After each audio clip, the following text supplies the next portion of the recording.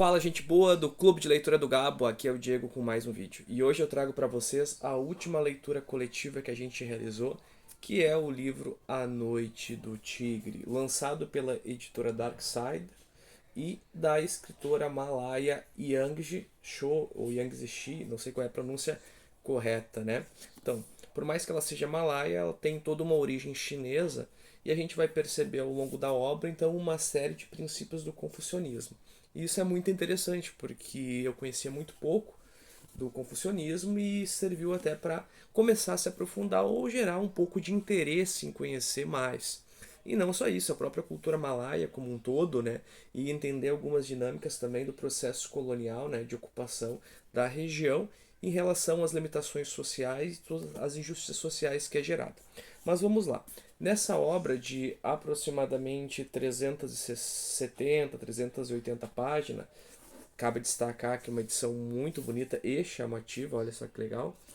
Então, nessa obra, que tem por volta de 300 e poucas páginas, com muitas gravuras e uma qualidade inquestionável, a gente conhece dois núcleos principais da história, que é o núcleo do que eu acredito que a pronúncia seja Jane Lee, que é a personagem que, ao meu ver, seria a principal, e o núcleo do Ren, que é um pequeno menino de 11 anos, por mais que ele diga ao longo da obra que ele tem 13 anos.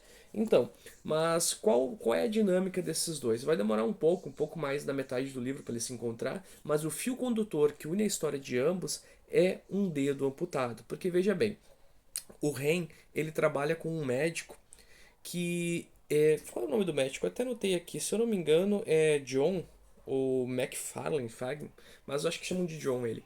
E esse médico ele falece. E ao falecer, ele pede para o Ren que encontre o seu dedo amputado há muito tempo atrás, que vai encontrar um médico que teria amputado porque ele tem o dedo. Porque na cultura deles, tu não pode ser enterrado faltando um pedaço do teu corpo. Senão, teu espírito não vai poder descansar. E tu tem 45 dias para fazer isso. Então ele pede ao Ren que o faça. E o Ren, então, parte nessa jornada. Ele consegue, então, ser acolhido por esse médico e lá ele vai buscar, então, encontrar esse dedo. Mas, grata surpresa, é que esse dedo que anteriormente estava, por exemplo, numa parte de estudos de um hospital, foi roubado. E um vendedor usava ele como uma espécie de amuleto de sorte. Só que esse vendedor, indo até uma casa de dança, é uma casa onde as meninas não é que elas se prostituem, elas dançam com pessoas, né? Então o cara vai lá, compra um ticket para poder dançar, e esse vendedor dançando com uma menina, que depois a gente vai descobrir que é a Jane Lee, né? Ele deixa cair o dedo e ela pega e guarda, querendo devolver no futuro, até para ele não achar se tinha roubado. E então essa é o fio condutor que acaba unindo, essa questão do dedo. Só que esse vendedor ele acaba falecendo e a Jane Lee então vai buscar uma forma de tentar entregar esse dedo enquanto o Ren está buscando encontrar o dedo. Cabe destacar que a Jane Lee, por exemplo, ela está dançando nessa casa por conta da situação da mãe dela, né? A mãe dela perdeu num jogo lá, acho que é Mahjong, esqueci o nome do jogo, e por perder dinheiro nesse jogo ela tem que pagar. Só que se ela contar pro padrasto da Jane Lee, né? Cabe destacar que eu não falei no início da obra, a gente descobre que o pai da Jane Lee morre e a mãe dela, por uma necessidade cultural, né, daquela sociedade, acaba casando novamente. E ela não, ele parece ser muito rígido, muito brabo, e ela não quer pedir dinheiro para ele. Então a Jane Lee, se sentindo obrigada a ajudar a família, ela acaba então indo dançar para arrecadar recursos. Cabe destacar que a gente daí descobre ao longo da obra que a Jane Lee sempre foi muito estudiosa e esforçada. Mas em uma cultura da década de 30, do século XIX, que eu acho que mais ou menos se passa, 20, 30, ela é privada de estudar porque o padrasto acha que ela não pode estudar para ser enfermeira porque ela não pode estar cuidando de homens, não tem que lavar eles. Toda essa questão do machismo estrutural lá da sociedade colonial do século 30, mais ou menos, 20, 30. Então ela acaba sendo obrigada a fazer um curso de corte e costura, ainda que suas notas fossem melhores que a do seu irmão, ou melhor, do seu meio-irmão, que se não me engano é o Shin, o nome dele. Então ela vai fazer isso, ela vai dançar para ajudar a mãe, né? Olha tudo interessante. Nós já temos alguma característica dos personagens.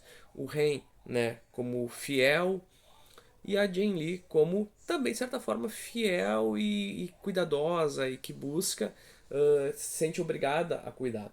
E é legal porque então a gente vai descobrir ao longo da obra que todos esses personagens que vão aparecer, que eles têm uma certa ligação com o que seria os cinco princípios, né, do confucionismo. poderíamos dizer, né, o Ren, né, o Ren, que seria uma coisa de benevolência ou compaixão, né, ele tem uma compaixão, ele é benevolente e ele quer ajudar, por isso que ele sai nessa empreitada difícil. Temos o I, né, que seria uma questão de retidão, ordem ou justiça. Eu acho que eu entendo que até os médicos, os dois, eles têm um pouco disso. E depois a gente vai ver essa dicotomia deles. Porque, em tese, eles seriam a ordem, mas eles estão numa desordem, num caos significativo. Inclusive, eu também atribuiria isso ao irmão dela, de certa forma, o Shin.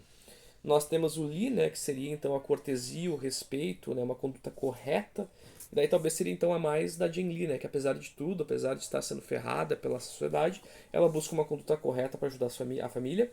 Temos o Zi, que seria então a sabedoria, né, e a busca, e o Shin, que seria a confiança e honestidade. Então, basicamente, o que a gente vai ter? Nós temos a Jen Li, né, que faz um enfrentamento em relação aos seus sonhos versus a cultura. Ela tem uma série de sonhos, mas infelizmente a cultura daquele momento, daquela sociedade, impede ela acessar tudo aquilo que eu falei do estudo, né, da questão de estar limitado por conta das imposições do padrasto dela. Nós temos o Dr. William Action, né, que é o médico lá que ajuda ele, e ele é um cara que está totalmente sem controle, sendo que ele deveria, pela premissa em relação ao compulsionismo, ter o controle. Então, assim, é um livro que eu não vou entrar muito mais em detalhes, porque senão eu acabo, de alguma forma, dando muitos spoilers. Mas a gente vai ter, então, uma resolução bem interessante no final da obra, né? Porque, assim, daí todo mundo pensando, Diego, tá, mas o que tem a ver tigre? O tigre, então, que aparece nessa história, seria um animal que estaria caçando homens. E daí tem essa dicotomia se o tigre não seria o espírito do doutor, esse primeiro que morre, né, o John, que por estar incompleto segue vagando, né? Se não seria essa força incontrolável da natureza que destrói implacavelmente os sonhos e anseios da humanidade, né? Então temos toda uma questão cultural. Daí no final do livro a gente acaba descobrindo, né, quem está por trás de todas as mortes que vão ocorrendo, porque há um momento que a gente acha que é o doutor, o médico lá, né, até o próprio irmão dela, em algum momento eu questionei, e a gente vai descobrir depois quem é que estava por trás desde o início, eu não vou dizer quem é, né. Nós temos a questão do tigre, como eu falei para vocês, uma espécie de ameaça, né, mas também ele pode ser interpretado como um renascimento, uma possibilidade de construção nova, porque o mesmo tigre que destrói e mata é o tigre que faz a Jen Li ou Ren se movimentar de certa forma em algum momento, e é o que permite a construção de um caminho novo para ambos. Então a gente tem toda essa questão, né? Deixa eu mostrar aqui para vocês, vou ler um trecho. Apesar da dor de cabeça, caí num sono profundo assim que me encontrei em minha cama estreita. Um sono tão profundo que senti um topor agradável flutuando na água fria em um rio de sonhos. As margens luminosas do rio tremuluziam enquanto as imagens minúsculas e claras passavam preguiçosamente, como se fossem vistas pelo lado errado de um telescópio. Bambuzais e vegetação rasteira, capim-elefante iluminado pelo sol. Era o tipo de paisagem com figuras minúsculas que você poderia ver de um trem. E no momento em que esse pensamento me ocorreu, vi uma locomotiva. Estava parada, soltando um vapor. Uma pequena estação ferroviária. Como vocês podem ver, então, a leitura é muito, muito agradável, né? E como eu falei, a obra tem inúmeras gravuras. Então, basicamente, né, o que eu entendo ali do final da obra? A questão da esperança. A Jin Lee, né, e o Ren, embora diferentes e até, de certa forma, premissas, né, do confucionismo diferente, de virtudes diferentes, né, eles mostram que coragem, compaixão e determinação podem superar tantas as forças espirituais, né, quanto as justiças sociais. Porque essa coragem em ir atrás de ajudar aquilo que falta para o seu mestre poder ser enterrado, essa compaixão com a mãe que coloca de lado o seu próprio interesse para ajudar a família, também pode inverter para os dois essas questões em outros aspectos, é o que une eles. É o que faz eles buscarem até superar as amarras daquela sociedade colonial, né? Ou seja, bom, a sociedade de certa forma machista que não permite que ela vá estudar, ela rompe com isso e do dançar num clube. Uh, mas também a gente acaba, e eu acho que é interessante, daí pegar outras premissas que a obra vai apresentar.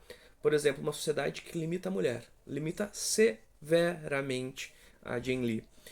Mas não se preocupa com as crianças, porque o Ren, órfão, é tratado quase como pior do que um animal, basicamente, né? Não que animais devem ser maltratados, mas ele em um momento atiram nele, nada acontece, ninguém vai à justiça porque ele é um empregado, ele é uma criança, ninguém se preocupa se ele vai ou não vai na escola, então não existe um cuidado com o rei. E daí tem uma perspectiva que a gente vai poder tratar aí da questão das injustiças de uma sociedade colonial, né, voltada ao atendimento de alguns grupos, de pequenos grupos da elite.